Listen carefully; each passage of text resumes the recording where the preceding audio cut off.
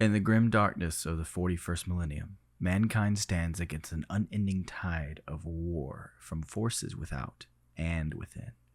Hello, I am Seth, and I'm the creator, director, writer, and VFX artist for Asteria, an unofficial Warhammer 40k story. In this video, we are going to focus on the world our story is centered around, Asteria.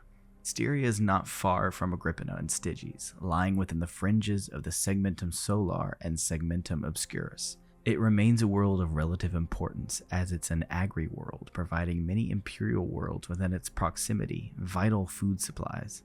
Unlike other agri-worlds, Asteria manages its crops and fields in an indefinitely sustainable manner, mainly so that the nobility of Asteria maintains its control over the planet and its satellites. Starting in the Great Crusade, Asteria was a feudal world ruled by massive city-states which controlled vast swaths of plantations within its borders. Most cities on Asteria are massive hive clusters to allow for large portions of the continents to be shaped into agriculture and worked by the serfs. The serfs of Asteria make up a large portion of the population and have fierce loyalty to their lords and the nobles. During the Great Crusade, they initially resisted integration into the Imperium, but eventually the lords and nobles of Asteria saw a great opportunity to make their allegiance to the Imperium a lucrative one, and negotiated to become a large supplier of agricultural goods for the surrounding systems and beyond.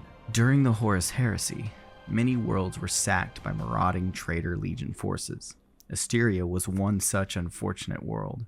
The Emperor's children sacked Asteria and ruined much of the world's economic structure, and even established a traitor puppet government for a short time to supply the War Master's efforts against the Loyalists. After the Horus Heresy, however, PDF forces of Asteria were able to regain control, defeating the puppet government installed by the Emperor's children, and slowly began to rebuild Asteria to its former glory. Afterwards, the nobles of the planet decided it might be best to have a unified front against invading forces, should the need arise. Asteria developed a loose confederation of nobles that ruled over the several large city-states in Asteria. Every now and then, a city-state attempted to overthrow another or rebel against imperial rule.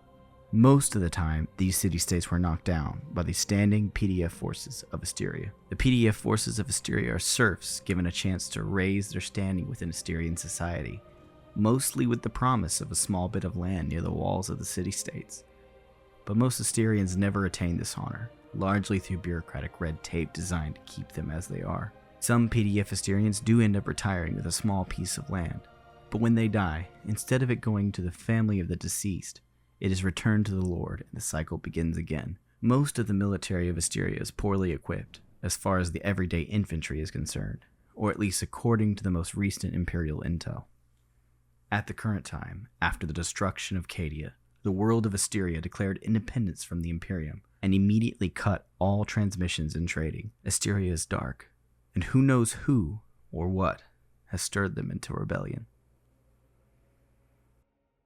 Hello again. I just wanted to give a couple thanks and shout outs real quick. Thank you to our subscribers who continue to support us. Thank you to our patrons who continue to support us. Just real quick, I want to thank Bulldog Props for putting everything they've got. Bulldog Props is joined by a guy named Joseph, who's been really helpful in making some more props and costumes for Season 1. I also want to give a huge shout out to Legio Symphonica. The guy is absolutely amazing composer, did all the sound and composing on our trailer.